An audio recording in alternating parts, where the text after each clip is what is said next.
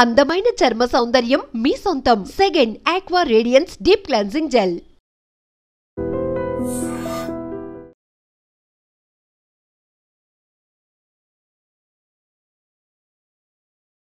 Hi hello నమస్తే welcome back to iDream media. ఈరోజు మనతో ఉన్నారు మన favourite public speaker, family counsellor, motivational speaker అయిన రజనీ రమ గారు.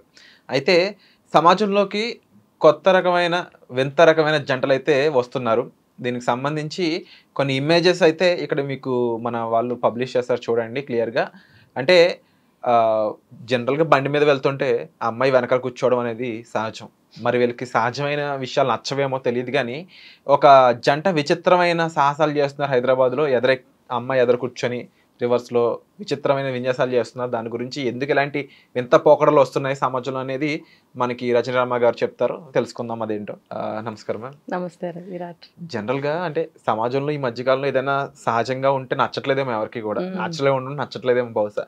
ప్రతిదీ వింతగా చేయడం, వింతగా ఉండడం, వింతగా జీవించడం, అందరికీ అలా చేస్తే 10 మంది మనం చూస్తారని ఒక ఇంట్రెస్ట్ ఎవరికైనా ఉందో తెలియదు. కానీ రీసెంట్గా జంట హల్చల్ చేస్తున్నారన్నమాట. తను బైక్ నడిపే అబ్బాయి ఏమో నార్మల్ కూర్చొని, ఆ అమ్మాయినేమో వెనకాల కూర్చోబెట్టుకోకుండా ఫ్రంట్ కూర్చోబెట్టుకుని వింత వింత విన్యాసాలు చేసుకుంటే ఇది మా ప్రేమ అని చెప్పేసి చెప్పడం ఎంతవరకు కరెక్ట్ అంటారు? వీళ్ళకి బుద్ధి చెప్పే వాళ్ళు ఎవరంటారు? కరెక్ట్ అని ఎవరు చెప్తారు? కాస్త నేత్రానందం పొందుతారు చూసిన జనాలు. పాపం అది విజయవాడలో జరిగింది. వెనక నుంచి వీడియో తీసిన వాళ్ళు ఎవరో కానీ పాపం సమాజం పట్ల కాస్త కోస్త అవేర్నెస్ ఉన్న వాళ్ళని అనుకోవాలి. అంటే డైరెక్ట్గానో ఇండైరెక్ట్గానో పాపం సమాజానికి తెలియజేశారు, ఇదిగో వీళ్ళ పోకడా అని. అంటే వాళ్ళకి పక్కన ఎవరో కనిపించట్లేదా, లేకపోతే నువ్వు చెప్పినట్టు డిఫరెంట్గా ఒక వెరైటీగా మేము ఉన్నాము చూసుకోండి హో అని చూపించడం కోసమా? అంటే మేము ఇలా వెళ్తున్నాము, చాలా గ్రేట్గా ఉంది, చాలా గొప్ప విషయం మేము సాధించాము, మీరందరూ చూడాలి అని. అది అంత గొప్ప విషయమా?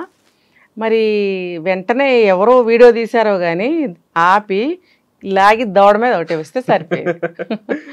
మరి వాళ్ళు అలా చేయలే, ఇండైరెక్ట్గా ఏదో పాపం తెలియజేశారంట. డైరెక్ట్గా అక్కడే చేసేస్తే ఇంత దూరం రాకపోయేది. వీళ్ళకైనా దాదాపుగా ఆ ఇద్దరిని ఆ వీడియోలో చూస్తుంటే ఎంత కదన్నా ఒక 16 ఏళ్ళ కన్నా ఎక్కువ ఉండేటట్టే స్కోప్ కనిపిస్తుంది ఇద్దరికి. అప్పటికి చాలా విషయ జ్ఞానం అనేది ఉంటది ప్రతి ఒక్కరిలో కూడా. బయట సమాజం ఏమనుకుంటుందో, మనం జాగ్రత్తగా ఉండాలనే ఆలోచన జ్ఞానాలు కూడా ఉంటాయి. అప్పటికి వాళ్ళు అంత విచిత్రంగా బిహేవ్ చేయడానికి చిన్నప్పటి నుంచి ఉన్న కారణాలు, అంటే తల్లిదండ్రులు పెంచిన విధానం, ఇవి కూడా మార్పులు కలిగించడానికి ఛాన్సెస్ ఉంటాయంటారు. తల్లిదండ్రులు పెంచిన విధానం మేబీ చాలా డిసిప్లిన్గా ఉండుంటుంది ఇలాంటి వాళ్ళకి. ఓకే. ఎందుకంటే అది వాళ్ళకి ఒక జైల్లాగా, బందికానాలాగా ఫీల్ అవుతారు అంత డిసిప్లిన్గా పెంచటం వల్ల. అది మంచిది కాదు, ఇది మంచిది కాదు, ఇలా ఉండు అలా ఉండు అని పద్ధతిగా పెంచితే వాళ్ళకి ఎప్పుడెప్పుడు తెంచుకుని బయటికి పారిపోదామా, విశృంఖలంగా బ్రతకడానికి ఎక్కువ వాళ్ళ మనసు కోరుకుంటూ ఉంటుంది. ముఖ్యంగా ఈ ఒక మెయిన్ విషయం చెప్తా. ఫస్ట్ అమ్మాయిలను తీసుకుంటే ఫస్ట్ ఇలా బంధించి ఉంచారు కదా, ఏ అబ్బాయితో మాట్లాడినా ఒప్పుకోరు. తమ్ముడు వరుస అయిన వాడితో, అన్న వరుస అయిన వాడితో మాట్లాడినా ఇంట్లో వాళ్ళు ఒప్పుకోరు. కాబట్టి ఒక అబ్బాయితో మాట్లాడాలి, ఒక అబ్బాయితో తిరగాలి అనే కోరిక మొదలవుతుంది వాళ్ళల్లో. అది ఎప్పుడైతే ఒక ఉద్యోగపరంగా కానీ లేకపోతే హాస్టల్లో ఉండి చదవటం కోసం కానీ బయటకు వస్తారో ఆ జంతువు అనేది బయటకు వచ్చేస్తుంది. ఆ కోరిక అనే ఒక జంతువు. అంటే దాని విచక్షణ ఉండదు, ఇంకా ఆలోచన ఉండదు, ఇంకా విశృంఖలంగా అనమాట. ఎవరు చూసినా నాకేం పర్వాలేదు, ఇంతకాలానికి నాకు ఒక స్వేచ్ఛ వచ్చింది, నాకు ఒక అవకాశం వచ్చింది. అవకాశం అంటే ఒక బాయ్ ఫ్రెండ్ దొరికాడు అనేది ఆలోచనలో మునిగి తేలుతుంటారు వాళ్ళు. ఎవరేమనుకున్నా వాళ్ళకి ఇంకా అనవసరం. చలో అంటే చలో, వెళ్దామంటే వెళ్దాం అని చెప్పి అలా ఆ రకంగా వెళ్ళడం అన్నమాట. అంటే అది ఎక్కడి నుంచి ఎక్కడికైనా కావచ్చు, హాస్టల్ నుంచి ఇంటికి వెళ్ళటం కోసం కావచ్చు, ఇంటి దగ్గర నుంచి హాస్టల్కి వెళ్ళటం కోసం కావచ్చు, లేకపోతే ఏదైనా సినిమాకో షికారుకో ఇంట్లో వాళ్ళకి తెలియకుండా వెళ్తూ ఉండొచ్చు. ఇప్పుడు విజయవాడ అన్నారు, విజయవాడ పరిసర ప్రాంతాలన్నీ చిన్న చిన్న విలేజెస్ సమూహం చుట్టూతా కూడా, సిటీ కాకుండా. అట్లాంటప్పుడు ఆ విలేజెస్ సిటీకి రావడానికి ఒక హాఫ్ అన్ అవర్ టైం అనేది పడుతుంది. అక్కడి నుంచి అక్కడికి బైక్స్ మీద తిరగడం అనేది సర్వసాధారణం. ఇంకా చెప్పాలంటే మామూలుగా కూడా ఇలా చేస్తున్నారు, ఈ రీజనే అక్కర్లేదు. ఇండియన్ సొసైటీలో అబ్బాయిలన్నా కొంచెం విచిత్రంగా బిహేవ్ చేయడం, లేదంటే తల్లిదండ్రులు మాట వినకుండా ఇలాంటివన్నీ చూసే ఉన్నాం. కానీ అమ్మాయిలు అనేటప్పటికి చాలా కాన్షియస్ గా పద్ధతిగా ఉండడం, లేకపోతే అమ్మ నాన్నలకి చెడ్డ పేరు తీసుకురాకూడదు, లేకపోతే బయట ఎవరు ఏమనుకుంటారని ఒక కాన్షియస్నెస్ తో జాగ్రత్తగా ఉండే విధానం ఉంటూ ఉండేది. బట్ ఇప్పుడు అమ్మాయిలు ఈ విధంగా చేయడాన్ని ఏ విధంగా చూడొచ్చు అంటారు? ఇదే ఈ అతిస్వేచ్ఛ కోరుకోవడం వల్ల అమ్మాయిలు, అబ్బాయిలు పక్కన పెడతారు, అమ్మాయిలు ఇప్పుడు అతిస్వేచ్ఛ కోరుకుంటున్నారు. ఆ అతిస్వేచ్ఛ కోరుకోవడం వల్ల ఇలాంటి వాటికి తొందరగా వాళ్ళు లొంగిపోతున్నారు. ఇప్పుడు బైక్ మీద వెళ్తున్నాము, ఓపెన్ రోడ్లో వెళ్తున్నాము, మేబీ అది అవుట్స్కట్స్ అయి ఉండొచ్చు, ఎవరో చూడట్లేదు, మనం ఒక అడ్వెంచర్ చేద్దాం. అదేదో పాత సినిమాలో గులాబీ అనే మూవీలో 30 సంవత్సరాలు అయింది. అప్పట్లోనే హీరోయిన్ వెనకాల నిలబడము, అతను భుజాల మీద చేతులు వేయడము, ముందుకు రావడం వెనక రావడం అనే విన్యాసాలు అప్పుడే చూపించారు. అంటే సినిమాల ప్రభావం కూడా ఇది ఇందులో ఉందని ఖచ్చితంగా. మరి ఎలా తెలుసు వాళ్ళకి అలా కూర్చోవాలని? అలా చూసే నేర్చుకుంటారు వాళ్ళు. అది చూసి మనం కూడా చేద్దాం. అబ్బాయిది ఏముంది, ఎలా అయినా ఇష్టపడతాడు కాదా? ఆ అమ్మాయి నువ్వు అన్నట్టు అమ్మాయిలు జాగ్రత్తగా ఉండేవారు, ఉండాలి కూడా, ఎందుకంటే ముళ్ళు అరిటాక సామెత. మరి అలా ఉన్నప్పుడు అమ్మాయిలు సై అంటే సై అంటున్నప్పుడు ఆ అబ్బాయికి ఏం పోయింది, కమాన్ అంటాడు. మరి అలాంటప్పుడు ఇలాంటి పనులు జరుగుతూ ఉంటాయి. చూసిన వాళ్ళు చుట్టుపక్కల అబ్జెక్ట్ చేయాలి.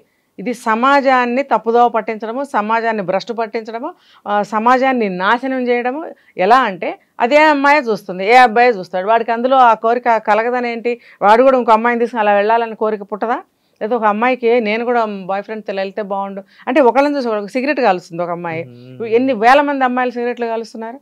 అది ఎక్కడో అది స్టార్ట్ అయింది ఆ బ్యాడ్ అనేది. అప్పుడు అమ్మాయిలు సిగరెట్ తాగుతారు అనేది ఎవరు ఊహించిన కూడా కదా లేదు. ఎవరో ఒకళ్ళిద్దరు చేశారు, ఒకళ్ళని చూస్తే రెండో వాళ్ళు స్టార్ట్ అయ్యారు. ఫస్ట్ ఒకళ్ళు చేశారు, ఎవరో మనకు తెలియదు. ఇన్ఫ్లుయెన్స్ అయితే జరుగుతుంది ఖచ్చితంగా. ముఖ్యంగా ఇప్పుడున్న అమ్మాయిలు వెంటనే చేస్తున్నారు. ఎందుకు అని అంటే డిగ్రీలు అయ్యే వరకు వాళ్ళ ఊళ్ళలో ఎక్కడెక్కడ చదువుతుంటారు. ఉద్యోగాల పేరు మీద హాస్టల్స్లో బయటకు వచ్చేసినప్పుడు ఇటువంటి వాటికి చాలా తొందరగా అడిక్ట్ అవుతున్నారు, అలవాటు పడిపోతున్నారు. ఎవరో ఎక్కడో చూస్తారు, వాళ్ళు నార్త్ ఇండియన్సో లేకపోతే వేరే వేరే స్టేట్ వాళ్ళు ఎవరో వాళ్ళు చేశారు, వాళ్ళు గొప్పగా ఉంది, మనం ఎందుకు చేయకూడదు? వాళ్ళతో స్నేహం చేసి ఈ పనులన్నీ మొదలుపెట్టి ఇది ఇలా ఊళ్ళ వైపు కూడా తీసుకొస్తున్నారు ఈ అలవాట్లు. ఏంటంటే నిజంగా పోయి నేను అనుకున్న ఒక యాంగిల్లో ఈ అమ్మాయికి హెల్త్ బాగుండలేదేమో, కళ్ళు తిరుగుతున్నాయేమో, పోనీ సపోర్ట్గా ముందు కూర్చోబెట్టుకున్నాడేమో అని అనుకున్నా. కానీ అంత పెద్ద బాడీని ముందు అసలు ఎట్లా కూర్చోబెట్టుకుంటారు? లేకపోతే నువ్వు ఒక ఆటో తీసుకోవాలి, పోనీ ఒంట్లో బాగోలేదు, నువ్వు కూర్చోబెట్టు, బ్యాలెన్స్ తప్పి పడితే ఇద్దరు పడతారు కదా.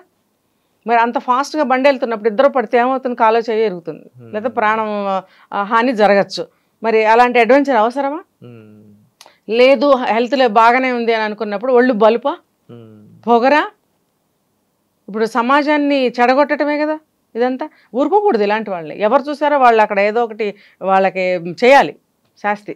సో తప్పకుండా ఇలాంటి విచిత్రమైన పరిణామాలు ఇంకా తగ్గాలి అంటే మాత్రం ఇండివిజువల్గా తల్లిదండ్రుల దగ్గర నుంచి మొదలుపెట్టి ప్రతి ఒక్కరు కూడా అసలు సామాజికంగా ఏం జరుగుతుంది, మనం ఏ విధంగా ఉంటే బయట ఇటువంటి పేరు సంపాదించుకుంటాం అనేది కాస్త దృష్టిలో పెట్టుకొని బిహేవ్ చేయడం అనేది చాలా వరకు ఇంపార్టెంట్ అండి.